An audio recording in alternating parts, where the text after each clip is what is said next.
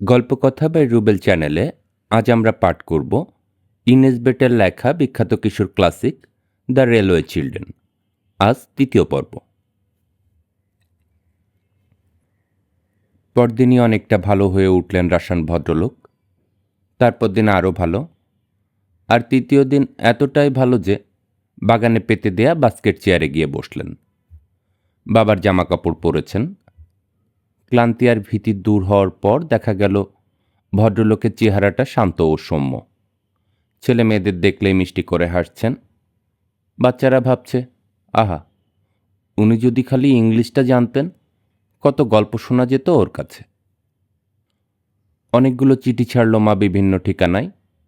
যাদের পক্ষে জানা সম্ভব একজন রাশিয়ান ভদ্রলোকের স্ত্রী ও সন্তানেরা কোথায় থাকতে পারে তাদের সবার কাছে লিখল, কিন্তু পূর্ব পরিচিতদের কাউকে কিছু লিখল না। তিন চিমনিতে আসার আগে শহরে যাদের সঙ্গে পরিচয় ছিল তাদের কাউকে কখনো চিঠি লেখে না মা।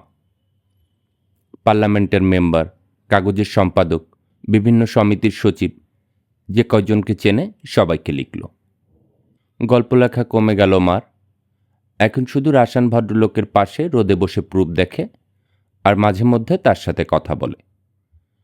গরিবের দুঃখ কষ্ট দূর করবার কথা লিখতে গিয়ে যে মানুষটাকে এত কষ্ট সহ্য করতে হয়েছে, জেল খাটতে হয়েছে, সাইবেরিয়ার খনিতে কাজ করতে হয়েছে, তার প্রতি খুবই শ্রদ্ধা ও মমতা জন্মে গেছে বাচ্চাদের মনে। তার উপর বেচারা কতদিন আপন লোকদের দেখে না। মানুষটার দুঃখ ভোলাবার পথ খোঁজে ওরা। হাসি আর কতবার দেয়া যায়, বেশি হাসলে বোকার মতো দেখায়। কাজেই নিত্য নতুন পথ খোঁজে ওরা ভদ্রলোককে খুশি করবার জন্য। প্রথম 2-3 দিন বোঝা করে ফুল নিয়ে এলো ওরা তিনজন। তৃতীয় দিন ফিলিস বলল, পার্কস বলেছিল ওর বাগানের স্ট্রবেরি পাকলে দেবে, মনে আছে? চলো গিয়ে দেখি, হয়তো পেকে গেছে এতদিনে, তাহলে ওগুলো উপহার হিসাবে দেওয়া যাবে ওকে। কথা অনুযায়ী মা গিয়ে স্টেশন মাস্টারকে রাসানবন্দির গল্প শুনিয়ে এসেছে, কিন্তু ওরা তিনজন যায়নি। আঠার মতো লেগে রয়েছে ভদ্রলোকের সঙ্গে। যখন যা দরকার এগিয়ে দিচ্ছে, চা এনে দিচ্ছে, বাগান থেকে ঘর পর্যন্ত পৌঁছে দিচ্ছে হাত ধরে। রেলওয়ের আকর্ষণও ওদের আর টানতে পারছে না। 3 দিন পর চলল ওরা স্টেশনের দিকে, কিন্তু পার্কসের শীতল ব্যবহার ওদের বিস্মিত করল। দারোয়ানের ঘরে উকি দিতে নির্লিপ্ত কণ্ঠে সে বলল, ওহ, দারুণ সম্মানিত বোধ করছি, বলে হাতের কাগজে মন দিল। কয়েক মুহূর্ত অস্বস্তিতে কাটল। তারপর ববি বলল, কি ব্যাপার, মনে হচ্ছে রাগ করেছেন? কে, আমি? না, কেন? যেন আকাশ থেকে পড়ল পার্কস। ওসব তো আমার কোনো ব্যাপার না। কোন সব আপনার ব্যাপার না? জানতে চাইল পিটার। কোনো কিছুই না। কোথায় কি ঘটছে আমার জানার কি দরকার? আমি আবার একটা মানুষ নাকি?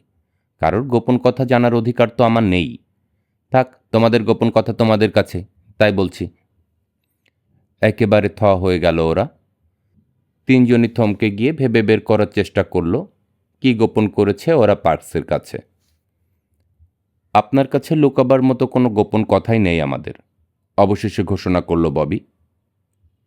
থাকলেই কি, আর না থাকলেই বা কি? উদাস কণ্ঠে বলল পার্কস। আমি কে? কেউ না, বলেই পেপার তুলে নিজের আড়াল করল ওদের থেকে। আহ, এরকম করো না তো, রেগে গেল ফিলিস। কি হয়েছে খুলে বলো আমাদের। যাই করে থাকি সেটা ইচ্ছাকৃত না, বিশ্বাস করুন, বলল ববি। জবাব নেই। মন দিয়ে পেপার পড়ছে পার্কস। উল্টে নিয়ে শেষের পাতায় মন দিল। দেখুন, হঠাৎ বলল পিটার, কাজটা ঠিক হচ্ছে না। কেউ যদি কোনো দোষ করে থাকে তাকে কী কারণে শাস্তি দেওয়া হচ্ছে তা না জানিয়ে শাস্তি দেওয়া যায় না। এটা তো আর রাশিয়া না।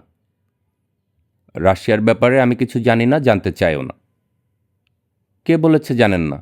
মা নিজে এসে আপনাদের ওই রাসান লেখক সম্পর্কে মিস্টার গিলস আর আপনাকে জানিয়ে গেছে। তাহলে জানি না কেন? পাল্টা প্রশ্ন পার্কস।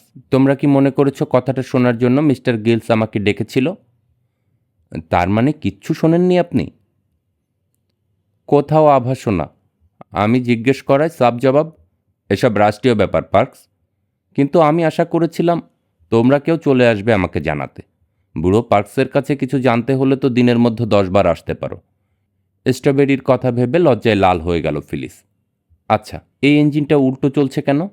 আচ্ছা, সিগন্যাল যদি না নামে? শেষের দুটো বাক্য বাচ্চাদের নকল করে শোনালো পার্কস। আমরা জানতাম না যে আপনি জানেন না। আমরা ভেবেছি মা বলেছে আপনাকে। আমরা ভেবেছি বাসি খবর আর কি জানাবো। এরপরেও পার্কসের কাগজ নামে না দেখে এক থাবা দিয়ে ওটা কেড়ে নিয়ে ওর গলা জড়িয়ে ধরল ফিলিস। রাগ করো না লক্ষ্মী, আমরা তো বলেছি। তুমি যে জানো না এ কথা আমরা জানতাম না। ঠিক আছে, আমরা দুঃখিত। হলো এবার? হ্যাঁ, আমরা দুঃখিত, বলল বাকি দুজন। এতক্ষণে অভিমান ভাঙল পার্কসের। বাইরে ঘাসের উপর বসে কখনো একজন, কখনো একই সঙ্গে তিনজন শোনালো ওকে রাসায়নবন্দির গল্প। সব শুনে দুঃখিত ভঙ্গিতে মাথা নাড়ল দারোয়ান। আহা বেচারা, আহা বেচারা, বলল কয়েকবার। ঘণ্টা পড়তে উঠে দাঁড়ালো পার্কস। 3:14 আপ আসছে। তোমরা এখানেই অপেক্ষা করো, ওটাকে বিদায় করে আসছি। তারপর আমার বাসায় নিয়ে যাব তোমাদের। স্ট্রবেরির কথা বলেছিলাম না? পেকেছে। স্ট্রবেরি পেয়ে রাসান ভদ্রলোক খুবই খুশি হলেন। তাই দেখে ওরা ভাবতে লাগলো আর কি দেয়া যায়। ভাবতে গিয়ে মনে পড়ে গেল বুনো চেরির কথা। গত বসন্তে ফুল দেখেছে ওরা গাছে। এখন যখন চেরির সময়, নিশ্চয়ই পেকেছে ওগুলো। যে পাহাড়ের গায়ে টানেলের মুখ দেখা যায়, সেখানেই বুনো চেরির গাছ আছে অনেকগুলা। বার্স, বিস, বেবি ওক আর হ্যাজল গাছের মাঝে। টানেলের মুখ অর্থাৎ যেটার ভেতর থেকে সবুজ ড্রাগন বেরিয়ে আসে রোজ সকালে 3 চিমনি থেকে বেশ খানিকটা দূরে। মাকে বলতে একটা বাস্কেটে ভরে ওদের লাঞ্চ দিয়ে দিল সঙ্গে। ওই বাস্কেটে করেই চেরি আনতে পারবে ওরা যদি পায়। বলে দিল বিকেলে চায়ের আগেই যেন বাড়ি ফিরে আসে। রওনা হয়ে গেল 3 ভাই বোন। গুহামুখের কাছে গিয়ে ওপর থেকে তাকিয়ে রেল লাইন দেখতে পেল ওরা। ধূসর রঙের পাথর কেটে তৈরি করা হয়েছে সুড়ঙ্গ। পাথরের ফাঁকে ফাঁকে জন্মেছে নানান জাতের ফুল গাছ, কাটা গাছ আর ঘাস। নিচে রেল লাইনের কাছে যাওয়ার জন্য সিঁড়ি আছে। চলো কিছুদূর নিচে নামি, বলল পিটার, তাহলে চেরি পাড়তে সুবিধে হবে। বেড়ার ধার ঘেঁষে ছোট্ট চুইং গেটের কাছে চলে এলো ওরা। এই গেটের পরেই নেমে গেছে তক্তা বসানো ধাপগুলো। গেট পেরোতে গিয়েও থমকে দাঁড়ালো ববি। দাঁড়াও, আরে কিসের শব্দ? সবাই কান পাতল। অদ্ভুত একটা শব্দ আসছে, মৃদু শব্দ, কিন্তু গাছের পাতার মর্মর ধ্বনি, হাওয়ার ফিসফিস আওয়াজ আর টেলিগ্রাফ তারের গুঞ্জন ছাপিয়েও শোনা যাচ্ছে পরিষ্কার। কেমন যেন খসখসে কিন্তু গম্ভীর। শুনছে ওরা। এমনি সময় থেমে গেল শব্দটা 2 সেকেন্ডের জন্য। তারপর শুরু হলো আবার। এবার কিন্তু থামল না, বরং ক্রমেই বাড়তে থাকলো শব্দটা, গুম গুম করছে। দেখো দেখো, হঠাৎ চেঁচিয়ে উঠল পিটার, ওদিকের গাছগুলো দেখো। যে গাছটার দিকে ও আঙ্গুল তাক করেছে সেটার পাতাগুলো ধূসর, ফুল সাদা। জামের মতো ফুল ধরে, উজ্জ্বল লাল রঙের, কিন্তু বাড়ি নিয়ে যেতে যেতে কালো হয়ে যায়। পিটারের আঙ্গুল বরাবর গাছটা নড়ছে। বাতাস লেকে এদিক ওদিক দোলা নয়, রীতিমতো চলছে গাছটা। জ্যান্ত প্রাণীর মতো আস্ত গাছটা গুহামুখের ওপাশ দিয়ে নেমে যাচ্ছে। চলছে ওটা, চেঁচিয়ে উঠল ববি। হায় হায়, ওর সঙ্গে অন্যগুলো ম্যাকবেথের জঙ্গলের মতন। জাদুমন্ত্র, বলল ফিলিস। জাদুমন্ত্রের মতোই দেখালো ব্যাপারটা ওদের চোখে। অপর পারের 20 গজের মধ্যে যত গাছ আছে সব ধীর ভঙ্গিতে নামতে শুরু করলো রেল লাইনের দিকে। ব্যাপারটা কি হচ্ছে? আবার বলে উঠল ফিলিস। এসব ভুতুড়ে কাণ্ড ভালো লাগছে না আমার, চলো বাড়ি ফিরে যাই। রেলিং আঁকড়ে ধরে রুদ্ধশ্বাসে দেখছে ঘটনাটা ববি আর পিটার। সারি বেঁধে চলছে গাছগুলো। ওগুলোর পায়ের কাছ থেকে ছিটকে নিচের রেল লাইনে গিয়ে পড়েছে পাথরের চাই আর আগলা মাটি। ধসে পড়ছে সব, বলতে চেষ্টা করলো পিটার, কিন্তু গলা দিয়ে আওয়াজ বেরোলো না। দেখতে দেখতে যে বিশাল পাথরের উপর দাঁড়িয়েছিল চলন্ত গাছগুলা, সেটা কাত হতে শুরু করলো। গাছগুলো হাঁটা থামিয়ে কাঁপছে এখন। বিশাল পাথরটার সঙ্গে ধীরে ধীরে কাত হচ্ছে গাছগুলো। তারপর পাথর, গাছ, ঘাস, ঝোপ সব একসঙ্গে বিকট শব্দে পড়ল গিয়ে রেল লাইনের উপর। এতই জোরে শব্দ উঠল যে মনে হলো 3 চিমনি থেকেও শোনা যাবে। কেঁপে উঠল গোটা পাহাড়। ধুলোর মেঘ উঠে এলো নিচ থেকে। ঠিক এভাবেই বোধহয় ধস নামে কয়লা খনিতে, বলল পিটার চোখ বড় বড় করে। কি বিশাল স্তূপ, চেয়ে দেখো। ববির গলা কাঁপছে। হ্যাঁ, ঠিক লাইনের উপর পড়েছে, বলল ফিলিস। এত সব সরানো কঠিন হবে, আবার বলল ববি। হ্যাঁ, বিশ্বাস সামলে নিয়েছে পিটার। এখনও ঝুঁকে আছে বেড়া ধরে। বলল, ঠিক। বলেই সোজা হয়ে দাঁড়ালো। 11:29 ডাউন এখনও আসেনি। এক্ষুনি স্টেশনে খবর দিতে হবে, নইলে ভয়ানক অ্যাক্সিডেন্ট হবে। দৌড়াও বলেই দৌড় শুরু করলো ববি, কিন্তু পিটার থামালো ওকে। দাঁড়াও ববি, ফিরে এসো। ঘড়ির দিকে তাকালো সে। ঠিক বড়দের মতো সপ্রতিভ আচরণ করছে পিটার। তার ফর্সা মুখটা আরও ফর্সা দেখাচ্ছে এখন। সময় নেই, 10 মাইল দূরে স্টেশন, আর এখন 11টা বেজে গেছে। আচ্ছা, অস্থির কণ্ঠে বলল ফিলিস, একটা টেলিগ্রাফ পোস্ট বেয়ে উঠে ওই তারগুলোতে কিচ্ছু করা যায় না? কিভাবে কি করে জানি আমরা, বলল পিটার। যুদ্ধের সময় করে, বলল ফিলিস, আমি শুনেছি। ওরা তার কেটে দেয় বুদ্ধ, বলল পিটার। সেটা করে কোনো লাভ নেই এখন। পোস্ট বেয়ে যদি উপরে উঠতে পারিও, তার কাটব কি দিয়ে? তাছাড়া অত উপরে উঠতেই তো পারবো না। লাল কিছু থাকলে লাইনের পাশে দাঁড়িয়ে নাড়া যেত। নাড়লে কি হবে? মোড় ঘোরার আগে তো আমাদের দেখতেই পাবে না, যুক্তি দেখালো ফিলিস। যখন আমাদের দেখতে পাবে তখন ওই গাছ পাথরও দেখতে পাবে। আমাদের চেয়ে বরং ওগুলোই চোখে পড়বে আগে, কিন্তু থামাবার সময় পাবে না। লাল কিছু পেলে বাঘটার ওপাশে গিয়ে ট্রেনটা থামানো যেত, বলল পিটার ফিলিসের যুক্তি মেনে নিয়ে।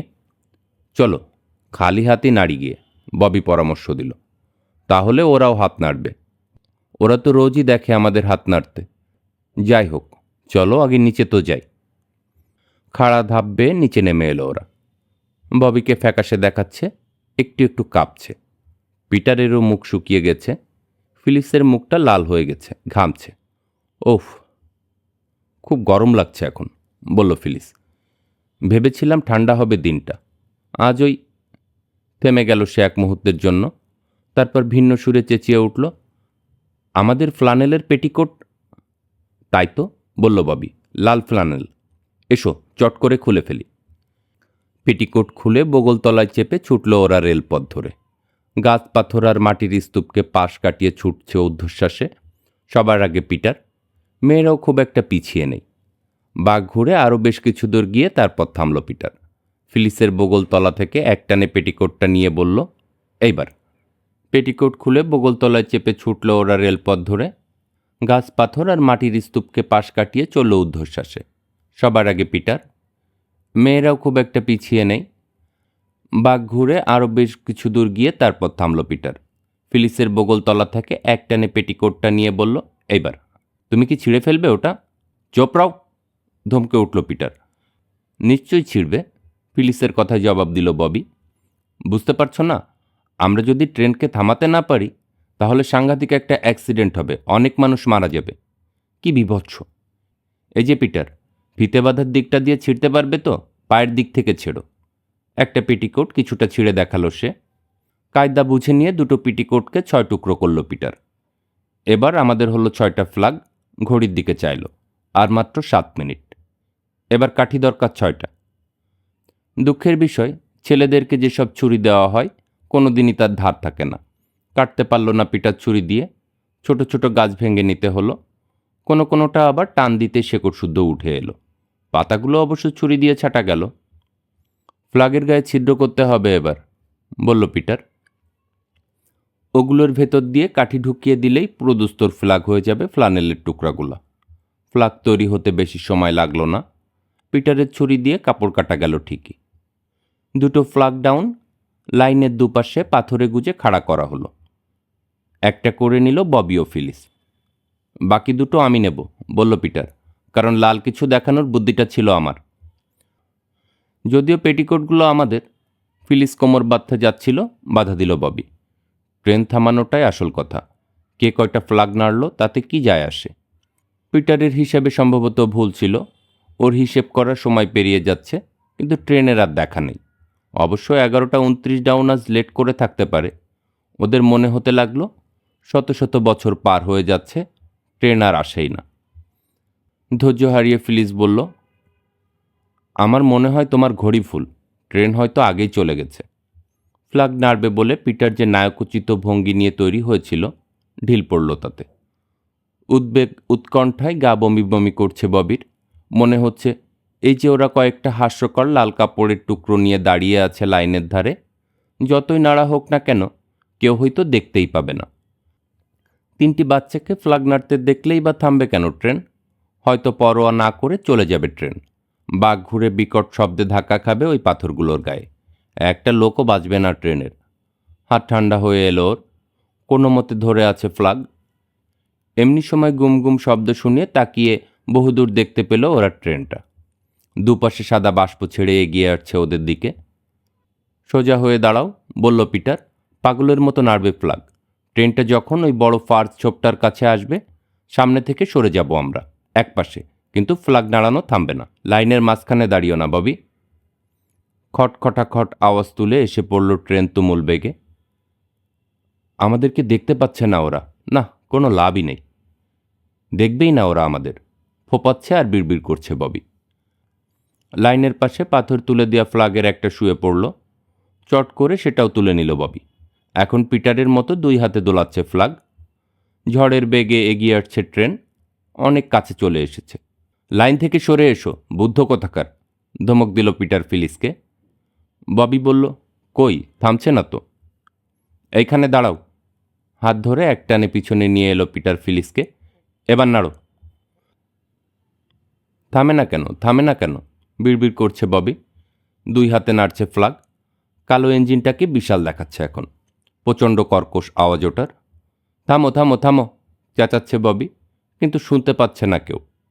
ট্রেনের প্রচণ্ড শব্দে ঢাকা পড়ে গেছে ওর কচি গলা। কেউ শুনছে না। ওর মনে হলো খুব সম্ভব ইঞ্জিনটা ওর কথা শুনতে পেয়েছে শেষ পর্যন্ত, কারণ হঠাৎ গতি কমে গেল, আওয়াজও কমে যাচ্ছে দ্রুত। তারপর থেমে দাঁড়ালো ট্রেনটা, ববির থেকে মাত্র কয়েক গজ দূরে। থেমে দাঁড়িয়েছে বিশাল কালো ইঞ্জিন, কিন্তু ববি থামতে পারছে না। নেড়েই চলছে ফ্ল্যাগ দুটো। ড্রাইভার আর ফায়ারম্যান নেমে এলো ইঞ্জিন থেকে। পিটার আর ফিলিস এগিয়ে গিয়ে উত্তেজিত কণ্ঠে শোনালো ওদের পাহাড় ধসের কথা। তখনও ফ্ল্যাগ দোলাচ্ছে ববি দুর্বলভাবে, আড়ষ্ট ভঙ্গিতে। সবার নজর যখন ওর দিকে গেল, দেখা গেল লাইনের উপর আড়াআড়িভাবে শুয়ে আছে ববি। হাতে শক্ত করে ধরা আছে ফ্ল্যাগ দুটো। ববিকে পাজাকোলা করে তুলে নিল ইঞ্জিন ড্রাইভার। একটা ফার্স্ট ক্লাস কামরায় কুশনের উপর শুয়ে দিল জ্ঞানহীন দেহটা। ঠিক হয়ে যাবে, পিটার আর ফিলিসকে বলল ড্রাইভার। জ্ঞান হারিয়েছে বেচারি, কোনো চিন্তা নেই। বাঘ ঘুরে একবার লাইনের অবস্থাটা দেখেই তোমাদের নিয়ে স্টেশনে ফিরে যাব আমরা। ববিকে ওভাবে শুয়ে থাকতে দেখে ভয়ে বিস্ফোরিত হয়ে গেছে ফিলিসের চেহারা। হা করে ববির রক্তশূন্য মুখের দিকে, নীল হয়ে যাওয়া ঠোঁট দুটোর দিকে চেয়ে রইল কিছুক্ষণ। তারপর ফিসফিস করে বলল, মরে গেলে মানুষকে এরকম দেখায়। আহা থামো, বকা দিল পিটার। ফার্স্ট ক্লাস কম্পার্টমেন্টে নীল গদিতে বসে ফিরে চলেছে ওরা। স্টেশনে পৌঁছাবার আগেই দীর্ঘশ্বাস ছেড়ে চোখ মেলল ববি। তারপর উপুড় হয়ে শুয়ে কান্নায় ভেঙে পড়ল। তাই দেখে খুশি হয়ে উঠল বাকি দুজন। ওকে আগেও বহুবার কাঁদতে দেখেছে ওরা, কিন্তু জ্ঞান হারাতে দেখেনি। তাই ঘাবড়ে গিয়েছিল খুব, কারণ জ্ঞান হারালে কী করতে হয় জানা নেই ওদের। কাঁদতে দেখে নিশ্চিন্ত মনে ববির পিঠ চাপড়ে দিল ওরা, কাঁদতে বারণ করল। তারপর কান্না যখন থামল, হাসাহাসি করল ওরা, ঠাট্টা করল ওকে ভীরু বলে। স্টেশনে পৌঁছেই দেখা গেল হিরো হয়ে গেছে ওরা মানুষজনের কাছে। ভয়ানক এক দুর্ঘটনা দেখে বেঁচে গিয়ে ওদের প্রশংসায় পঞ্চমুখ হয়ে উঠল সবাই। ফিলিস খুব মজা পেল। পিটারের কান গরম হয়ে গেল। ববির পালিয়ে যেতে ইচ্ছা করল। কোম্পানির কাছ থেকে খুব সম্ভব চিঠি পাবে তোমরা, বললেন স্টেশন মাস্টার। এইসব কিছু ভালো লাগছে না ববির কাছে। মনে হচ্ছে দুঃস্বপ্ন দেখে উঠেছে। এ নিয়ে আর ভাবতে চায় না। পিটারের জ্যাকেট ধরে টানল সে। চলো, চলে এসো, বাড়ি যাব। বাড়ি ফিরে চলল ওরা। Station master, porter Parks, guard driver, fireman আর যাত্রীরা সবাই ওদের নামে চেয়ার্স দিয়ে হিপে ফুররে ধ্বনি দিল। খুশিতে দাঁত বেরিয়ে পড়ল পিটারের। ভাগ্যিস লাল কিছু দোলাবার কথা মাথায় এসেছিল আমার। হ্যাঁ, বলল ফিলিস। আর ভাগ্যিস লাল পেটিকোট পরেছিলাম আমরাই বাঁচালাম ওদের, বলল পিটার। কি বিচ্ছিরি হতো ওরা মারা গেলে, তাই না ববি? জিজ্ঞাসা করল ফিলিস। একটা চেরিও কিন্তু আনতে পারিনি আমরা। প্রসঙ্গ পরিবর্তন করতে চাই ববি, ভাবতে চায় না এসব আর। রাশিয়ান ভদ্রলোকের ব্যাপারে মার লেখা চিঠিগুলো উত্তর এলো একে একে, কিন্তু কেউ তার পরিবারের কোনো হদিস দিতে পারল না। বিনয়ের সঙ্গে ওরা সবাই জানিয়ে দিল মিস্টার শ্যাপানিস্কির স্ত্রী সন্তানের কোনো খবর তাদের জানা নেই। এদিকে রাশিয়ান ভদ্রলোক কিছু কিছু ইংরেজি শিখে ফেলেছেন। Good morning, good night, please, thank you, pretty, very good, এসব শব্দ সঠিকভাবে ব্যবহার করছেন ইদানিং। এই ভদ্রলোককে ফুল ফল এনে দিয়ে ছাড়া আর কোনো সাহায্য করতে পারেনি ছেলেমেয়েরা। যদিও অনেক মাথা ঘামিয়েছে ওরা এর ব্যাপারে, কিন্তু কোনো দিকে কোনো পথ দেখাতে পায়নি। এক সকালে চিঠি এলো একটা, পিটার, ববি ও ফিলিসের নামে লেখা চিঠি। আগ্রহের সঙ্গে খুলল ওরা চিঠিটা। তাতে লেখা, ডিয়ার স্যার অ্যান্ড লেডিস, আপনাদের দ্রুত ও সাহসী পদক্ষেপ গ্রহণের কারণে অত্র কোম্পানির একটা ট্রেন ভয়ানক এক দুর্ঘটনার কবল থেকে রক্ষা পেয়েছিল। যে দুর্ঘটনায় বহু মানুষের প্রাণহানির আশঙ্কা ছিল। অত্র কোম্পানি আপনাদের বুদ্ধিমত্তা ও পতুৎপন্নমতিত্বের সম্মানার্থে আপনাদেরকে যৎকিঞ্চিৎ উপহার দিতে ইচ্ছুক। এই উপলক্ষে আগামী 30 তারিখ বিকেল 3 ঘটিকায় রেল স্টেশনে একটি অনুষ্ঠানের আয়োজন করা হবে। যদি উপরোক্ত স্থান ও কাল আপনারা অনুমোদন করেন, আপনাদের বিশ্বস্ত Jabez Inglewood, secretary, Great Northern and Southern Railway Company. এত আনন্দের মুহূর্ত ওদের জীবনে খুব কমই এসেছে। চিঠি নিয়ে ছুটল ওরা মার কাছে। সন্তানদের কৃতিত্বে মাও এত খুশি হলো যে একেবারে কৃতার্থ হয়ে গেল ছেলেমেয়েরা। মা বলে দিল, উপহার যদি টাকা হয় তোমরা বলবে ধন্যবাদ, কিন্তু টাকা আমরা নেব না। আর অন্য কিছু হয় তাহলে ধন্যবাদের সঙ্গে গ্রহণ করবে। তোমাদের সব থেকে ভালো কাপড় ধুয়ে ইস্ত্রি করে রাখবো আমি। এমন একটা উপলক্ষে সুন্দর করে সেজে গুজে যেতে হবে তোমাদেরকে। ওরা একা হতেই পিটার বলল, উপহার? কী উপহার দেবে ভাবছি। অনেক কিছুই হতে পারে, বলল ফিলিস। আমি চাই একটা হাতির বাচ্চা, কিন্তু ওরা তা জানবে কি করে? যদি স্টিম ইঞ্জিনে সোনার তৈরি মডেল দেয় এক একটা করে, ববির মন্তব্য। যদি ওই ঘটনার বড়সড় একটা মেডেল দেয়, পিটার কল্পনা করছে। ছোট করে একটা ট্রেন বসানো থাকবে, আমাদের মতো পোশাক পরা 3টি পুতুল থাকবে, আর থাকবে ইঞ্জিন ড্রাইভার, ফায়ারম্যান আর প্যাসেঞ্জাররা। আসলে একটা ট্রেনকে বিপদ থেকে রক্ষা করে পুরস্কার পেতে তোমাদের ভালো লাগবে? ববির এ প্রশ্নের উত্তর দিতে 1 সেকেন্ডও ভাবতে হলো না কাউকে। পিটার বলে উঠল, হ্যাঁ, 100 বার। তোমার ভালো লাগবে না এ কথা বলতে এসো না, আমি জানি লাগবে। হ্যাঁ, মাথা ঝাঁকালো ববি, আমিও জানি, কিন্তু কোনো পুরস্কারের আশা না করেই এমনটি যদি কাজটা করে সন্তুষ্ট থাকতে পারতাম, সেটাই ভালো হতো না? কে চাইতে গেছে বুদ্ধ? পিটার হাসল। কোনো সৈনিক কি ভিক্টোরিয়া করা চাই? না, কিন্তু পেলে সবাই খুশি হয়, হয়তো মেডেল দেবে। আমি যখন থুরথুরে বুড়ো হয়ে যাব, তখন আমার নাতি নাতনিকে ওটা দেখিয়ে বলবো, আমরা শুধু আমাদের দায়িত্ব পালন করেছিলাম। গর্বে ওদের বুক ভরে যাবে। তাহলে তোমাকে বিয়ে করতে হবে, সাবধান করল ফিলিস, নইলে তোমার নাতি নাতনি হবে না। মনে হয় একসময় বিয়ে আমার করতেই হবে, চিন্তিত ভঙ্গিতে বলল পিটার। কিন্তু ও যে সারাক্ষণ চারপাশে ঘুরঘুর করবে, একথা ভাবতেই বিরক্তি লাগে। এমন মেয়ে পেলে ভালো হতো যে সারাক্ষণ ঘুমিয়ে থাকে, বছরে 1-8 বার জেগে ওঠে শুধু শুধু তোমাকে এটুকু জানাবার জন্যই যে তুমি তার জীবনের আলো। আর কথাটা বলেই যেন ঘুমিয়ে পড়ে আবার। হ্যাঁ, এরকম হলে মন্দ হতো না, মাথা ঝাঁকালো ববি। আর আমি যখন বিয়ে করব, বলল ফিলিস, আমি চাইব ও যেন চাই আমি সারাক্ষণ জেগে থাকি, যাতে বারবার ঘুরিয়ে ফিরিয়ে বলতে পারে আমি কত ভালো। আমার মনে হয়, সবশেষে ববি বলল, খুব গরিব দেখে কোনো ছেলেকে বিয়ে করা ভালো। মেয়েটা সারাদিন খাটবে, আর তাই দেখে ছেলেটা ওকে আরও বেশি করে ভালোবাসবে। প্রতিদিন সন্ধ্যায় কাজ থেকে ফিরে ছেলেটা দেখবে নীল ধোয়া বেরোচ্ছে চিমনি দিয়ে, গরম হয়ে আছে সুখের নীড়। কিন্তু ওই চিঠিটার তো উত্তর দিতে হয়। স্থানকালে আমাদের আপত্তি নেই, চলো ফিল। তোমার জন্মদিনে যে চিঠি লেখার গোলাপি প্যাড উপহার পেয়েছিলে, ওটা কাজে লাগাবার সময় হয়েছে। জবাবে ওরা লিখল, ডিয়ার মিস্টার জাবে ইঙ্গলউড, আপনাকে অনেক ধন্যবাদ। যদিও পুরস্কারের জন্য কাজটা আমরা করিনি, মানুষের প্রাণ রক্ষাই ছিল একমাত্র উদ্দেশ্য। আপনি আমাদের কিছু উপহার দিতে চেয়েছেন জেনে আমরা আনন্দিত। আপনাকে আবারও ধন্যবাদ। আপনার নির্ধারিত স্থানে সময় মতো উপস্থিত হতে আমাদের কোনো অসুবিধা নেই। আপনাদের ছোট্ট বন্ধুরা রবার্টা, পিটার ও ফিলিস। পুনশ্চ আপনাকে অসংখ্য ধন্যবাদ। ওদের মনে হলো কয়েক বছর পার করে তারপর এলো সেই দিনটা। সেজেগুজে ঠিক সময় মতো হাজির হলো ওরা স্টেশনে। স্টেশন মাস্টার বেরিয়ে এলেন ওদের অভ্যর্থনা জানাতে। মধুর হাসি উপহার দিয়ে নিয়ে গেলেন ওয়েটিং রুমে। ঘরটা অন্যরকম লাগছে আজ।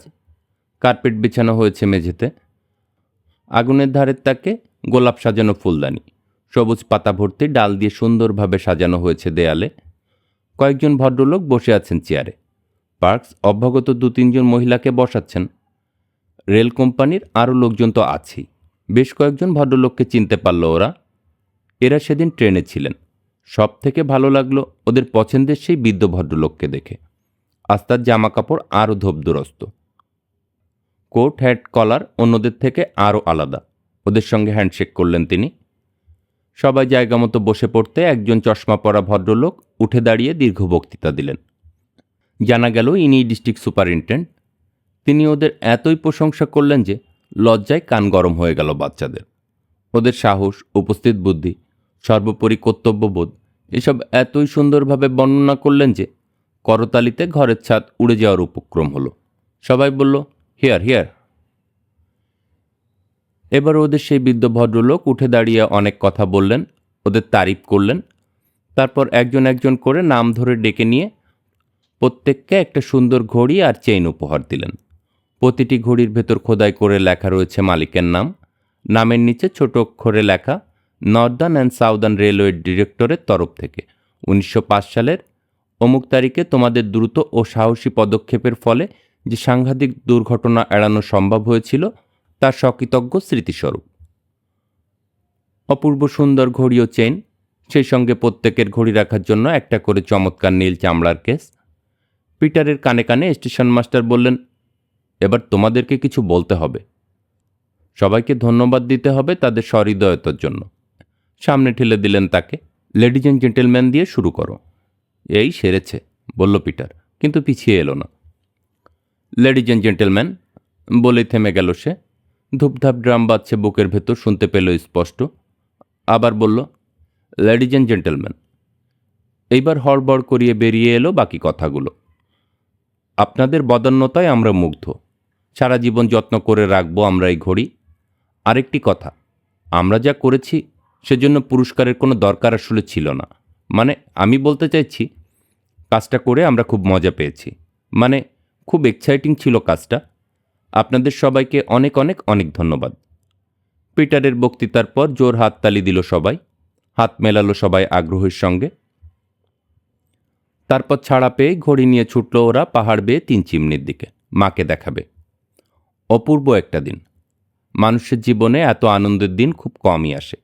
চলতে চলতে ববি বলল, ওই বুড়ো ভদ্রলোককে একটা কথা বলতে চেয়েছিলাম, অন্য একটা কথা, কিন্তু এত লোকের সামনে বলতে পারলাম না। কি বলতে চেয়েছিলে? জানতে চাইল ফিলিস। পরে বলবো, আর একটু ভেবে নিই। ভাবা হয়ে গেল একটা চিঠি লিখল ববি। আমার প্রিয় ভদ্রলোক, এখনও আপনার নাম জানি না। আপনার কাছে আমার একটা স্বনির্বন্ধ অনুরোধ আছে। আপনি যদি এই ট্রেন থেকে নেমে পরের ট্রেনে যান তাহলে কথাটা বলতে পারি। আমি কোনো জিনিস চাইব না আপনার কাছে। কারো কাছে কিছু চাইতে নিষেধ করে দিয়েছে মা। তাছাড়া আমাদের কিছু দরকারও নেই। আমি শুধু একজন কয়েদি সম্পর্কে কয়েকটা কথা বলবো আপনাকে। ইতি, আপনার স্নেহের ছোট্ট বন্ধু ববি। স্টেশন মাস্টারের মাধ্যমে চিঠিটা বৃদ্ধ ভদ্রলোকের কাছে পৌঁছালো সে, এবং তার পরের দিন ঠিক সময় মতো পিটার ও ফিলিসকে নিয়ে চলে এলো স্টেশনে। ভদ্রলোককে কি বলতে চাই জানালো ছোট 2 ভাই বোনকে, এবং ওরা অকুণ্ঠ সমর্থন জানালো। ট্রেন থেমে নামতেই নেমে পড়লেন বৃদ্ধ ভদ্রলোক। প্ল্যাটফর্মে দাঁড়িয়ে এদিক ওদিক চাইছেন ওদের খোঁজে। এগিয়ে এলো ওরা। হাসি মুখে ওদের সঙ্গে হ্যান্ডশেক করলেন তিনি। কি ব্যাপার বলো তো, জানতে চাইলেন। আপনার খুব কষ্ট হলো, বলল ববি। না না, কে বলেছে? চলো ওয়েটিং রুমে বসে তোমার কথা শোনা যাক। ববির হাত ধরে এগুলেন তিনি প্ল্যাটফর্মের উপর, গটমট জুতোর আওয়াজ তুলে। ফিলিস ও পিটারও অনুসরণ করল। বলো দেখি, বলো, এবার শুনি কি বলবে। বলছি, ইতস্তত করছে ববি। হ্যাঁ, মানে যে কথাটা। আবারও থামল। হ্যাঁ, একজন মানুষের বিপদের কথা, বলল ববি। বলে ফেলো। হয়েছে কি, এইবার গড়গড় করে বেরিয়ে এলো ব্যাপারটা। গরিবের মঙ্গলের জন্য চমৎকার একটা বই লেখার কারণে রাসান ভদ্রলোকের জেল খাটা, সাইবেরিয়ার খনিতে কাজ করা, সব বলে ফেলল এক নিঃশ্বাসে। আমরা ওর স্ত্রী আর সন্তানের ব্যাপারে অনেক খোঁজাখুঁজি করেছি, কিন্তু কোথাও কোনো খবর পাইনি, বলল ববি। আপনি নিশ্চয়ই খুব বুদ্ধিমান মানুষ, নইলে রেলওয়ের ডিরেক্টর হতে পারতেন না। আপনি কি একটা বুদ্ধি দিতে পারেন, কিংবা কোনো রকম সাহায্য? ওর জন্য আমরা সব করতে রাজি আছি। আমাদের ঘড়িগুলো দিয়ে দিতে পারি, যদি ওগুলো বিক্রি করে সেই টাকা খরচ করে ওর বইয়ের খবর পাওয়া যায়। বললেন বৃদ্ধ ভদ্রলোক। ওয়েস্টকোটটা খুললেন। কি নাম বললে লোকটার? ফ্রাইং প্যানিস কি? না না, মাথা নাড়ল ববি। আমি লিখে দিচ্ছি। শুনতে ওরকম শোনায়, কিন্তু লিখলে দেখায় আর এক রকম। আপনার কাছে পেন্সিল আছে? আর এক টুকরো খাম। পকেট থেকে একটা কলম আর সবুজ চামড়ায় মোড়া একটা নোট বই বের করে সাদা একটা পৃষ্ঠা খুলে বৃদ্ধ বললেন, এই যে এখানে লেখো। ববি ইংরেজি অক্ষরে লিখল। তারপর বলল, লিখলে দাঁড়ায় এরকম, কিন্তু মুখে বলে শ্যাপনস্কি। একবার চশমা বের করে নাকে বসালেন বৃদ্ধ। নামটা পড়েই আরেক রকম হয়ে গেল চেহারার ভাব। আরে এই লোক! হায় খোদা, এর বই তো পড়েছি আমি। ইউরোপের প্রত্যেকটি ভাষায় অনুবাদ হয়েছে এর বই। চমৎকার লেখক, মহৎ লেখক। আচ্ছা, তোমার মা তাহলে এই ভদ্রলোককে বাসায় জায়গা দিয়েছেন? দারুণ। একটা কথা তোমাদের বলতে পারি খোকা কুকুরা, তোমাদের মা সত্যিই একজন খুব ভালো মানুষ, খুবই বড় মাপের মানুষ। নিশ্চয়ই। এমন সুরে কথাটা বলল ফিলিস, যেন অবাক হয়েছে বৃদ্ধ ভদ্রলোক এতদিনে বুঝলেন বলে। আর আপনি একজন সত্যিকারের ভালো মানুষ, এমন সুরে বলল ববি, যেন এতে কোনো সন্দেহ নেই। এই দেখো, তুমি আমাকে লজ্জা দেওয়ার চেষ্টা করছো, হাসলেন ভদ্রলোক। টুপি খুলে প্রশংসা গ্রহণ করেছেন এমন ভঙ্গি করলেন। তারপর বললেন, এবার আমি বলি তোমাদের সম্পর্কে আমার কী ধারণা। প্লিজ না, বলবেন না, চট করে বলল ববি। কেন? ঠিক জানি না, আমতা আমতা করে উঠল ববি। যদি খারাপ কিছু হয় আপনার কাছে শুনতে চাই না, আর যদি ভালো কথা হয় নাইবা বললেন। জোরে হেসে উঠলেন বৃদ্ধ। বেশ, তাহলে এটুকুই বলি, এই ব্যাপারে যে তোমরা আমার সাহায্য চেয়েছ সেজন্য আমি খুবই খুশি হয়েছি, সত্যিই খুব খুশি হয়েছি। আর বলা যায় না, শীঘ্রই হয়তো খোঁজ করে বের করে ফেলা সম্ভব হতে পারে, কারণ অনেক কজন লন্ডন রাসানকে চিনি আমি, আর প্রত্যেক রাসান যে এই ভদ্রলোকের নাম জানবে তাতে কোনো সন্দেহ নেই। এবার তোমাদের কথা বলো শুনি। ফিলিসকে পাওয়া গেল না আশেপাশে, কাপড় নোংরা হয়ে গেছে বলে আলগোছে কেটে পড়েছে। তোমাদের সব কথা বলো আমাকে, আবার বললেন ভদ্রলোক, কিন্তু পিটার যেন বোবা হয়ে গেছে। ঠিক আছে, মনে করো পরীক্ষা দিচ্ছ, বললেন ভদ্রলোক। তোমরা দুইজন এই টেবিলে বসো, আমি বেঞ্চে বসে বসে প্রশ্ন করি। প্রশ্নের উত্তরে একে একে বেরিয়ে এলো ওদের পুরো নাম, বয়স, বাবার নাম, বাবা কী করেন, কতদিন থেকে ওরা তিন চিমনিতে বাস করছে, এরকম আরও অনেক কথা। গল্প করতে করতে এসে পড়ল পরের ট্রেন। বিদায় নিয়ে চলে গেলেন বৃদ্ধ ভদ্রলোক। মনে হচ্ছে এবার সত্যি সত্যি একটা হিল্লে হবে ভদ্রলোকের, পিটার মন্তব্য করল। এবং ফলে গেল কথাটা। দিন দশেক পর নিচে নামার পথে যে বড় পাথরটার উপর প্রথম দিন ভোরে ওরা ঘুমিয়ে পড়েছিল, সেটার উপর বসে গল্প করছে ওরা। দেখছে স্টেশন ছেড়ে চলে যাচ্ছে 5:15। কয়েকজন লোককে নামতে দেখেছে ওরা ওই ট্রেন থেকে। গ্রামের দিকে চড়াই বেয়ে উঠে যাচ্ছে ওরা। হঠাৎ একজন দল থেকে বিচ্ছিন্ন হয়ে তিন চিমনির পথ ধরল। আরে কে আসে? পাথর থেকে নেমে দাঁড়ালো পিটার। চলো গিয়ে দেখি, বলল ফিলিস। ছুট লাগালো তিনজন। কিছুটা কাছে গিয়েই চিনতে পারল, ওদের প্রিয় সেই বৃদ্ধ ভদ্রলোক। পড়ন্ত রোদ লেগে চকচক করছে পিতলের বোতামগুলো। ওয়েস্টকোটটা চারপাশের সবুজের মধ্যে আরও সাদা দেখাচ্ছে। চেঁচিয়ে উঠল ওরা, হাত নাড়ল। তিনিও টুপি খুলে নাড়লেন। কাছে গিয়ে হাঁপাতে হাঁপাতে জিজ্ঞাসা করল ওরা, কেমন আছেন? খুব ভালো, খবরও আছে চমৎকার, বললেন বৃদ্ধ। তোমাদের রাসান বন্ধুর বউ আর মেয়ের ঠিকানা পেয়ে গেছি, নিজেই চলে এসেছি খবরটা জানাতে। ববির দিকে চেয়ে বুঝতে পারলেন ওর মনের কথা। বললেন, এক কাজ করো ববি, দৌড়ে গিয়ে খবরটাকে জানাও। আমি ধীরে সুস্থে আসছি পিটার আর ফিলিসের সঙ্গে। তিড়িক করে লাফিয়ে উঠে ছুটল ববি। বাগানে বসে গল্প করছিল মা রাসান লেখকের সঙ্গে।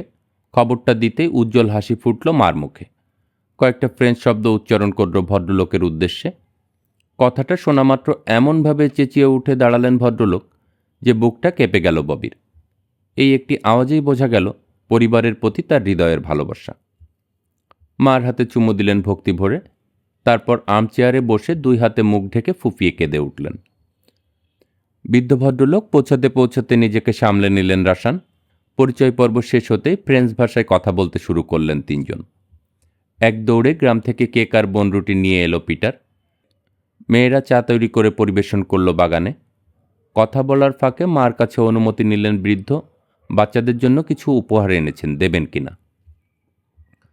তার প্রতি এতটাই কৃতজ্ঞ হয়ে পড়েছে মা যে গাইগুই না করে এক কথায় রাজি হয়ে গেল। ব্যাগ থেকে সবুজ রিবন দিয়ে বাঁধা 3টি বড়সড় বাক্স বের করল ভদ্রলোক। খুলে দেখে ওদের মনে হলো সারা জীবন খেয়েও এত চকলেট শেষ করা যাবে না। রাশান ভদ্রলোককে ট্রেনে তুলে দিল সবাই। সবাইকে অসংখ্য ধন্যবাদ জানিয়ে হাসতে হাসতে চলে গেলেন তিনি লন্ডনের পথে। বৃদ্ধ ভদ্রলোকের দিকে ফিরে মা বলল, আপনাকে ধন্যবাদ জানাবার ভাষা আমার নেই। আপনার সঙ্গে পরিচিত হয়ে সত্যিই ভালো লাগলো। তবে আমরা সাদামাটাভাবে নিরিবিলিতে থাকি, কাজেই আপনাকে আবার কখনো বাড়িতে আসার জন্য বলতে পারছি না বলে দুঃখিত। ছেলে মেয়েদের কাছে মনে হলো এত ভালো একজন মানুষকে এমন শক্ত কথাটা বলা বোধহয় ঠিক হলো না। অনেক কষ্টে ওরা একজন বন্ধু পেয়েছে, মাঝে মাঝে উনি যদি আসেন ক্ষতি কি। বৃদ্ধ ভদ্রলোক কথাটা কেমনভাবে নিলেন বোঝা গেল না। তিনি শুধু বললেন, আপনার ওখানে একবার যেতে পেরেই নিজেকে আমি মস্ত সৌভাগ্যবান বলে মনে করছি। আমি জানি, মা বলল। আমার কথাটা খুব খারাপ শোনাচ্ছে, এমনকি অকৃতজ্ঞ না। মাথা ঝুঁকিয়ে বাউ করলেন ভদ্রলোক। আমার কাছে আপনি বড় মনের একজন সম্মানিত ভদ্রমহিলা। বাড়ি ফেরার পথে মার মুখটা দেখে চমকে গেল ববি। মা, তোমাকে এত ক্লান্ত দেখাচ্ছে কেন? আমার উপর ভর দিয়ে হাঁটো। না, আমার উপর, বলল পিটার। বাবা নেই, এখন আমি পরিবারের একমাত্র পুরুষ। ওদের দুজনেরই হাত ধরল মা। কি মজা হবে, খুশিতে লাফাচ্ছে ফিলিস। রাশান ভদ্রলোক যখন হারিয়ে যাওয়া বউকে ফিরে পেয়ে জড়িয়ে ধরবে। আচ্ছা মা, বাচ্চাটা তো নিশ্চয়ই এতদিন অনেক বড় হয়ে গেছে, তাই না? হ্যাঁ, বলল মা। আমার মনে হয় বাবাও আমাদের দেখে অবাক হয়ে যাবে। আমিও তো অনেক বড় হয়ে গেছি, তাই না মা? হ্যাঁ, ববি আর পিটার অনুভব করল মার দুহাত শক্ত করে চেপে বসলো ওদের বাহুতে। মনে মনে বলল ববি, আহারে মা, তোমার সব দুঃখ যদি আমি ঘুচিয়ে দিতে পারতাম। ওরা যখন গ্রামে এসে 3 চিমনিতে বাস করতে শুরু করলো, প্রথম প্রথম বাবার কথা খুব বলতো। ঘুরিয়ে ফিরিয়ে অনেক প্রশ্ন করত। বাবা কোথায় আছে, কি করছে এখন, কবে আসবে, আমরা কি এখানেই থাকবো, আর লন্ডনে ফিরে যাব না, ইত্যাদি। যতটুকু বলা যায় বলেছে মা, কিন্তু সেটুকু মোটেই যথেষ্ট নয়। প্রশ্নের উত্তর পায়নি। কাজেই যত দিন গেল ধীরে ধীরে কমে গেল প্রশ্ন। মা গল্প কবিতা লেখায় ব্যস্ত, ওরা নিত্য নতুন কর্মকাণ্ডে জড়িয়ে যাচ্ছে। কেমন আবছা মতো হয়ে এলো বাবার স্মৃতি। কি করে যেন বুঝে ফেলেছে ববি, এসব প্রশ্ন করলে মা আঘাত পায়, বিষণ্ণ হয়ে যায়। অন্যেরাও সচেতনভাবে না হলেও টের পেয়েছে মার দুঃখ। তাই বাবার সম্পর্কে মাকে কোনো প্রশ্ন করে না ওরা। একদিন মা যখন ভয়ানক ব্যস্ত, 10 মিনিটের জন্য টেবিল ছেড়ে উঠতে পারছে না, 1 কাপ চা পৌঁছে দিল ববি। মা যে ঘরে বসে লেখে সেটাকে ওরা বলে মার কারখানা। ঘরে আসবাব সামান্যই, একটা টেবিল, একটা চেয়ার আর একটা কম্বল। কিন্তু জানালার ধারে, চুলোর ধারে তাকে বড় বড় পাত্রে ফুলের কোনো কমতি নেই। ছেলে মেয়েরাও যোগান দেয় হরেক রকম ফুল। জানালা 3টে, পর্দা নেই, কিন্তু দূরে বিস্তীর্ণ মাঠ, জলাভূমি আর পাহাড়, এবং আকাশে ছোট বড় মেঘের আনাগোনা দেখা যায়। মনে হয় 3টে মস্ত পেইন্টিং ক্ষণে ক্ষণে রূপ বদলে অন্যরকম হয়ে যাচ্ছে। এই যে চা আম্মুমণি, বলল ববি। গরম থাকতে থাকতে খেয়ে নিও। এক গাদা কাগজের উপর কলমটা থামিয়ে রাখল মা। 2 হাত ঢোকালো চুলের ভিতর, যেন মুঠো মুঠো চুল ছিঁড়ে আনবে। মাথাটা ব্যথা করছে মা, জিজ্ঞেস করল উৎকণ্ঠিত ববি। না, হ্যাঁ, বেশি না, বলেই অন্য প্রসঙ্গে গেল মা। ববি, তোমার কি মনে হয় পিটার আর ফিল বাবাকে ভুলে যাচ্ছে? না তো, কেন? তোমরা কেউ যে আর ওর কথা জিজ্ঞাসা করো না। প্রথমে এক পায়ে দাঁড়ালো ববি, তারপর অন্য পায়ে। আমরা নিজেরা তো প্রায়ই বাবার কথা আলাপ করি, কিন্তু আমার সঙ্গে না, বলল মা। কেন? উত্তর দেওয়াটা সহজ হলো না ববির পক্ষে। বলল, তুমি। থেমে গেল। জানলার ধারে গিয়ে বাইরে তাকালো। ববি, এখানে এসো, বলল মা। ববি এসে দাঁড়ালো। এবার এক হাতে ওর কোমর জড়িয়ে ধরে ওর কাঁধে মাথাটা রাখল মা। চেষ্টা করো বলতে। ইতস্তত করছে ববি। মাকে সব খুলে বলতে হয়। ঠিক আছে, বলছি। আমার মনে হয়েছে বাবা নেই বলে তোমার মনে খুব দুঃখ। আমি যখনই তার কথা বলি তোমার মনটা আরও খারাপ হয়ে যায়, তাই আমি আর বাবার কথা বলি না।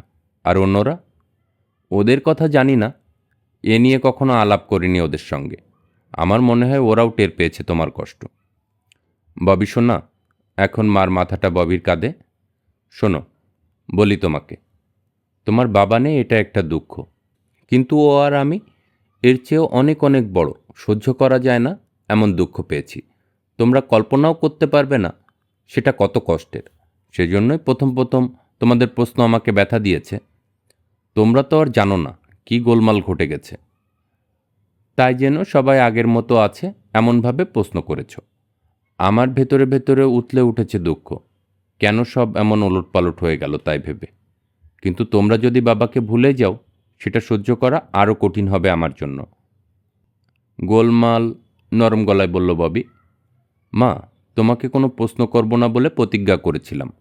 আজ পর্যন্ত কিছু জিজ্ঞাসা করিনি, করেছি বলো? কিন্তু যে গোলমালের কথাটা বললে, সেটা কি চিরদিনের জন্য? না লক্ষ্মী সোনা, মাথা নাড়ল মা। অসুবিধা দূর হলেই বাবা ফিরে আসবে তোমাদের কাছে। তোমার কষ্টটা যদি একটু কমাতে পারতাম মা। কমাচ্ছ না বলতে চাও? তোমরা না থাকলে তো পাগলই হয়ে যেতাম আমি। তাছাড়া তোমরা যে কত ভালো হয়ে চলছ, ঝগড়া না করে মিলেমিশে থাকছ, এসব আমি লক্ষ্য করি না ভেবেছ? তারপর এই যে রোজ রোজ ফুল এনে দেওয়া, জুতো পরিষ্কার করে রাখা, সন্ধ্যা হলেই বাতি জ্বালা, সবার বিছানা শার্ট করে রাখা, আমি কিছু দেখি না বুঝি? তোমরা আমার কলজের টুকরো, তোমরা আমার জান, তোমরাই তো আমার সব। ববিকে একটু চাপ দিয়ে ছেড়ে দিল মা। এখন যাও, কাজটা শেষ করতে হবে। কাউকে কিছু বলো না, কেমন? মাথা কাত করে বেরিয়ে গেল ববি কারখানা থেকে। মা তাহলে সবই লক্ষ্য করে, সব জানে, অথচ ওরা ভেবেছিল কিচ্ছু টের পাচ্ছে না। সেই রাতে ঘুমানোর আগে বাচ্চাদের গল্প বা কবিতা পড়ে না শুনিয়ে বাবার গল্প শোনালো মা। ছেলেবেলায় বাবার সঙ্গে কি কি খেলা খেলেছে সেই গল্প, দুই মামার সঙ্গে বাবার বন্ধুত্ব, তাদের তিনজনের রোমাঞ্চকর অভিজ্ঞতার গল্প, হাসি কৌতুকের ঘটনা। এমন মজা করে বলে মা যে হেসে খুন হয়ে যেতে হয়। এডওয়ার্ড মামা তো বড় হওয়ার আগেই মরে গেছে, তাই না? জিজ্ঞাসা করলো ফিলিস। হ্যাঁ, ও থাকলে ওকে খুব ভালো লাগতো তোমাদের। খুবই সাহসী ছেলে ছিল, তেমনি দুর্দান্ত পাজি। সারাক্ষণ দুষ্টুমি করতো ঠিকই, ওদিকে সবার সঙ্গে বন্ধুত্ব ছিল, সবাই ভালোবাসতো ওকে। ওরা কেউ নেই এখানে, তোমাদের রেগি মামা সিলনে, বাবা রয়েছে আর এক জায়গায়। আমার মনে হয় আমরা যে ওদের নিয়ে গল্প করছি, ওরা যে কীরকম পাগল ছিল তাই নিয়ে আলাপ করে মজা পাচ্ছি, জানতে পারলে ওদের খুব ভালো লাগতো, খুশি হতো। এডওয়ার্ড মামা জানবে কি করে? বাধা দিল ফিলিস। এখানকার কথা কিছুই মনে নেই, উনি তো স্বর্গে। তাতে কি, ঈশ্বর ওকে এখান থেকে সরিয়ে আর এক জায়গায় রেখেছেন, বলল মা। আমার যেমন তার সব কথা মনে আছে, তারও নিশ্চয়ই মনে আছে কবে আমি ফ্রক ছিঁড়ে যাওয়ায় কেঁদে বুক ভাসিয়েছিলাম। না, ঠিকই মনে আছে। কিছুদিনের জন্য আলাদা হয়েছি আমরা, আবার একদিন দেখা হবে। রেগি মামার সাথেও, বাবার সাথেও? বলল পিটার। নিশ্চয়ই, রেগি মামা বাবা দুজনের সাথেই। আচ্ছা, এবার তোমরা ঘুমোতে যাও সবাই, গুড নাইট। চেষ্টা করেও মন থেকে দূর করতে পারছে না ববি।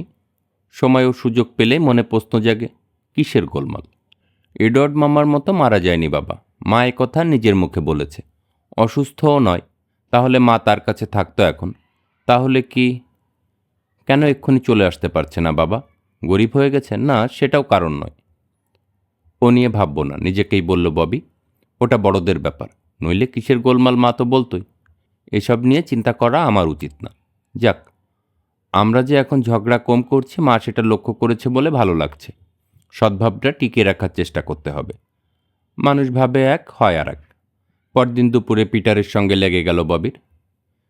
3 চিমনিতে আসার 7 দিনের মধ্যেই বাগানের 3 খণ্ড জমি চেয়ে নিয়েছে ওরা তিনজন, আলাদাভাবে নিজস্ব বাগান করবে বলে। দক্ষিণ সীমান্তে পিচ গাছের নিচের জমিটা 3 টুকরো করে দেওয়া হয়েছে তিনজনকে, যার যা খুশি লাগাবে। ফিলিস মিনিয়ানেট, নাস্টাসিয়াম আর ভার্জিনিয়া লাগিয়েছে। তরতর করে বেড়ে উঠছে ভার্জিনিয়া। ফিলিসের বাগান এখন উজ্জ্বল গোলাপি, সাদা, লাল আর বেগুনি ফুলে ছেয়ে আছে। খুশির সীমা নেই ওর। পিটার তার জমিতে সবজির বীজ লাগিয়েছে, গাজর, পেঁয়াজ, শালগম এইসব। কিন্তু এসব সবজি আলোর মুখ দেখার আগেই জমির গর্ত খুঁড়ে খাল কেটেছে সে। খালের তীরে দুর্গ, তার পাশে খেলনা সোলজারদের জন্য ট্রেন্স। ববি লাগিয়েছিল গোলাপের ঝাড়, সব পাতা শুকিয়ে ঝরে গেছে। ও জানে না মে মাসে গোলাপ গাছ লাগাতে নেই। তবে ও আশায় আশায় পানি দিয়ে যাচ্ছিল ওগুলোকে গতকাল পর্যন্ত। কিন্তু পার্ক শেষে ওর সব আশা ধুলোয় মিশিয়ে দিয়ে গেছে। বলে ওগুলোর সঙ্গে নাকি দরজার ব্রেকের কোনো তফাৎ নেই, সমান তাজা।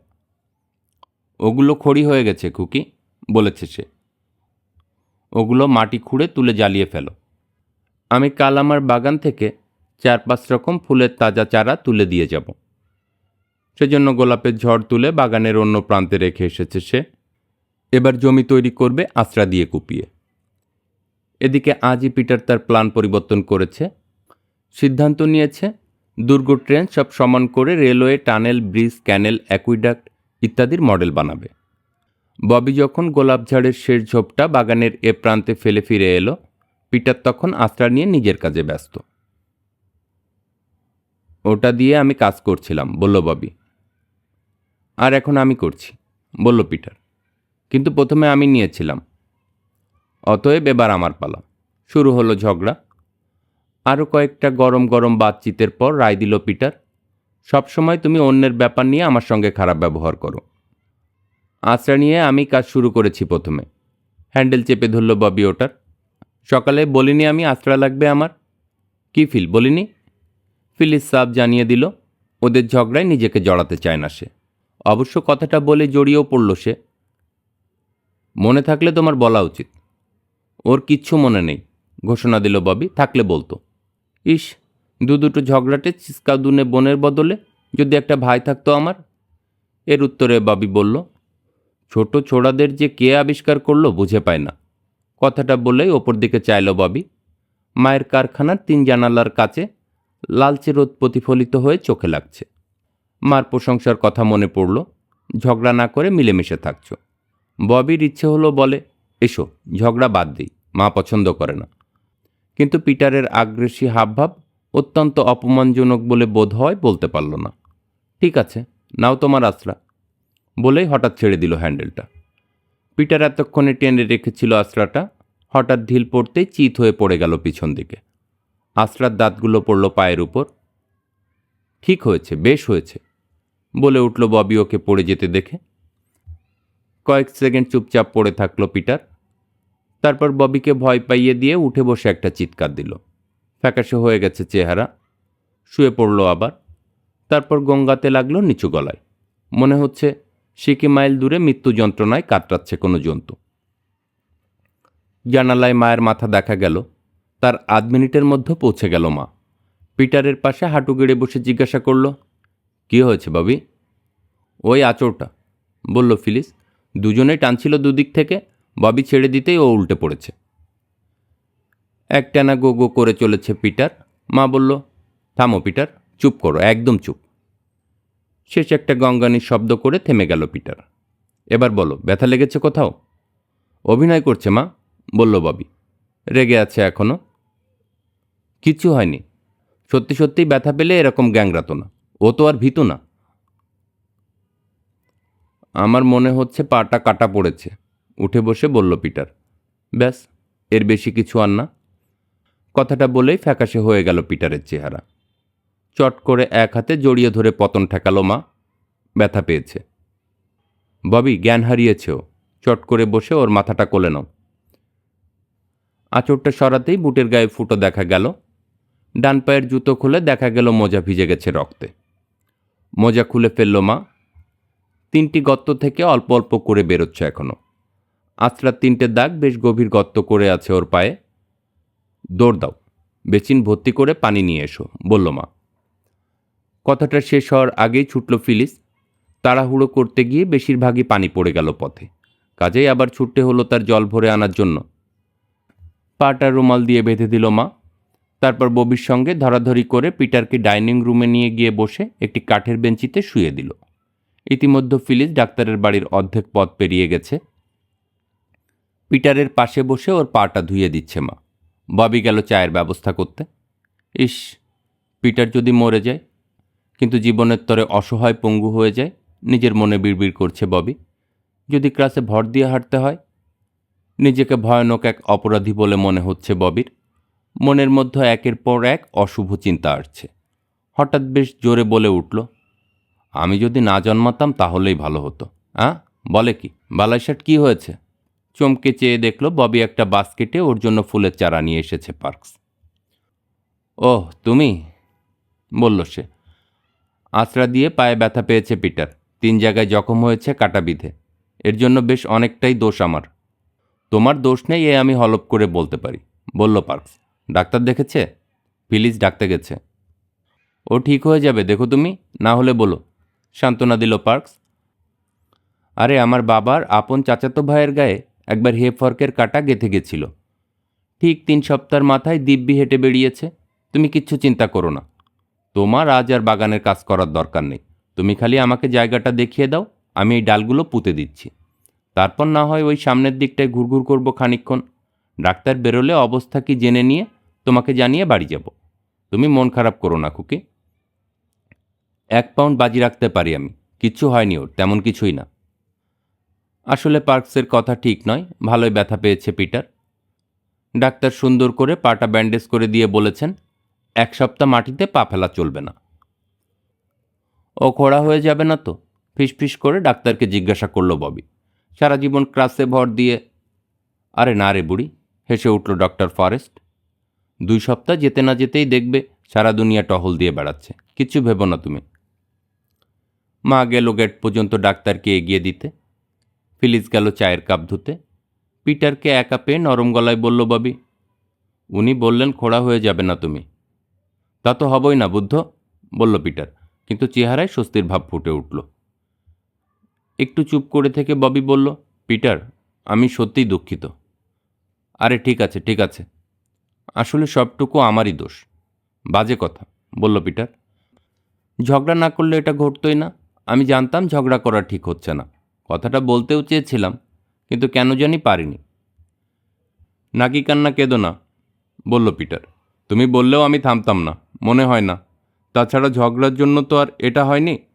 কোদালের কোপ পায়ে পড়তে পারত, ডাল ছাটার কাঁচিতে আঙুল কাটতে পারত, মানে ঝগড়া না করলেও ওসব হতে পারত, কিন্তু একই সমান ব্যথা পেতাম। কিন্তু আমি তো জানতাম ঝগড়া করা উচিত না। পানি টলটল করছে ববির চোখে। এরকম একটা জখম হয়ে গেল, অথচ আমার কিছুই হলো না। দেখো, এসব প্যাচাল ছাড়ো তো। তোমার যে কিছু হয়নি তাই জানে বেঁচে গেছি আমি। জখমটা আমার হয়েছে বলে আমি খুব খুশি, বুঝলে? তোমার যদি হতো, ছোপায় শুয়ে পরিবারের মধ্যমণি হয়ে কোকো করতে, আর সবাই অস্থির হয়ে থাকতো তোমাকে নিয়ে, আহা কি আনন্দ! সেটা আমি সহ্য করতে পারতাম মনে করেছ? আমি ওরকম করতাম না, বলল ববি। হ্যাঁ করতে, বলল পিটার। সত্যি বলছি করতাম না, আমি বলছি করতে। ওরে পাজিরা, দরজায় দাঁড়িয়ে হাঁক ছাড়ল মা। শুরু হয়ে গেছে আবার এর মধ্যে। ঠিক ঝগড়া না মা, বলল পিটার। মতের মিল হচ্ছে না, এটাকে তুমি যদি ঝগড়া মনে করো। মা চলে যেতেই ববি বলল, পিটার, তুমি ব্যথা পেয়েছ, সেজন্য আমার খুব খারাপ লাগছে। কিন্তু তুমি যেসব শব্দ ব্যবহার করেছ, প্যাচাল, কোকো, সেজন্য মনে হচ্ছে তুমি একটা জানোয়ার। খুব সম্ভব ঠিকই ধরেছ। ববিকে অবাক করে দিয়ে মেনে নিল পিটার। ঠিক আছে ববি, রাগের মাথায় তুমিও আমার প্রশংসা করেছ, বলেছ আমি ভীতু নেই। তোমার সঙ্গে ঝগড়া করাটা ঠিক হচ্ছে না। তুমি আমার চেয়ে সব দিক দিয়ে ভালো, সেজন্য মাঝে মাঝে তোমাকে খোঁচাতে ইচ্ছা করে। যাক, শোধবোধ। ঠিক আছে, কেউ কিছু মনে রাখবো না। ঠিক আছে। খুশি মনে রাজি হয়ে গেল ববি। পিটারের আর সময় কাটে না। কয়েকটা দিন বড় কষ্ট হলো ওর। যেভাবেই সই আরাম হয় না। বালিশ উঁচু করে, নিচু করে, এপাশ দিয়ে ওপাশ দিয়ে দেখে, কিছুতেই স্বস্তি হয় না। আসল কথা, বাইরে বেরোবার জন্য ছটফট করছে ওর মনটা। বেঞ্চিটা জানালার পাশে সরিয়ে দেওয়া হলো, ট্রেন দেখা যায় না, কিন্তু এখান থেকে ইঞ্জিনের ধোঁয়া দেখা যায়। 2 বোন সারাটা সপ্তাহ ওর এত যত্ন নিল যে মত পাল্টে ফেলল পিটার। না, ভাইয়ের চেয়ে বোনই ভালো। ওরা ক্লান্তিহীনভাবে এত সেবা করে কি করে? বোনেরা কোনো কাজে বাইরে গেলে মাকে ডেকে দিয়ে যায়। পাশে বসে মা যে কত গল্প শোনায়। ওর সাহসের প্রশংসা করায় পায়ে যতই ব্যথা হোক না কেন, টোফও করল না পিটার একটুও। যদিও মাঝে মাঝে খুব কষ্ট হয়েছে, বিশেষ করে রাতে। মাঝে মাঝে পার্ক এসে দেখে যায়। স্টেশন মাস্টারও এলেন একদিন। গ্রামে যে দোকান থেকে ওরা বনরুটি কেনে, সেই দোকানিও এলেন একটা ছোটোখাটো সুন্দর কেক নিয়ে। কিন্তু সময় কাটে বড় ধীরে। ইস, যদি পড়ার কিছু থাকতো। একদিন বলল পিটার, প্রত্যেকটা বই পড়া হয়ে গেছে 50 বারের বেশি বার।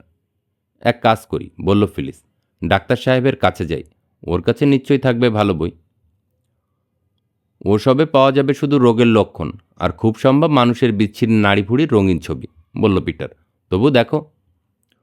পার্কসের কাছে অনেক ম্যাগাজিন আছে। ট্রেনের যাত্রীরা পড়া হয়ে গেলে ফেলে যায়। উঠে দাঁড়ালো ববি। এক দৌড়ে গিয়ে চেয়ে দেখি। দুই বোন দুই দিকে গেল। সিগন্যাল বাতির কাজ পরিষ্কার করছিল পার্কস। ববিকে দেখে জিজ্ঞাসা করল, পিট সাহেবের খবর কি?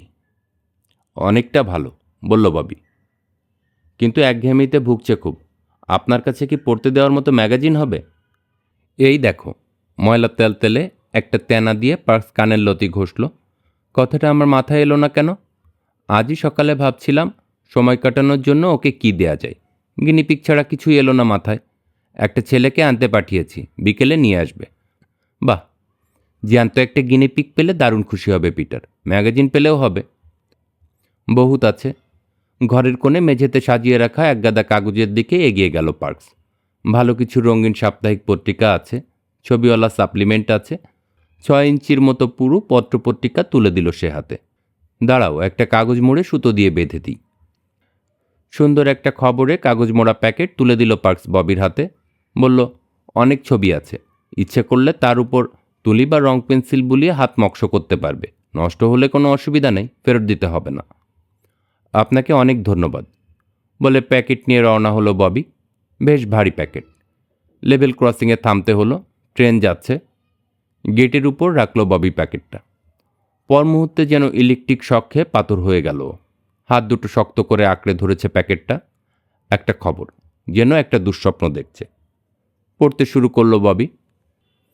কলামের শেষটুকু ভাঁজ হয়ে গেছে ভেতরের দিকে, সবটুকু পড়া গেল না। কিভাবে বাড়ি পৌঁছলো বলতে পারবে না ও। পা টিপে নিজের ঘরে গিয়ে বন্ধ করে দিল দরজা। বাঁধন খুলে কাগজটা নিয়ে বিছানার কিনারে বসে আবার পড়ল খবরটা প্রথম থেকে শেষ পর্যন্ত।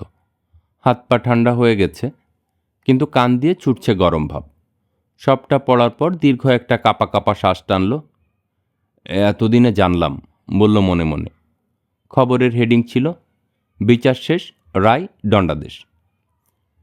যে লোকটির বিচার শেষ হলো তিনি ওর বাবা। রায় হয়েছে দোষী, দণ্ড 5 বছরের কারাদণ্ড। বাবা, কেঁদে ফেলল ববি। কাগজটা মুচড়ে ধরে ফিসফিস করে বলল, বাবা, আমি বিশ্বাস করি না, এসব সত্যি নয়। তুমি করণীয় কাজ কিছুতেই করতে পারো না, কোনো দিন না। দমদম দরজা পিটছে কেউ। কি হলো? কেসে নিয়ে সাড়া দিল ববি। আমি। ফিলিসের গলা। চা তৈরি, মা ডাকছে।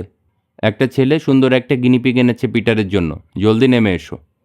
চোখ মুছে নিচে নেমে গেল ববি।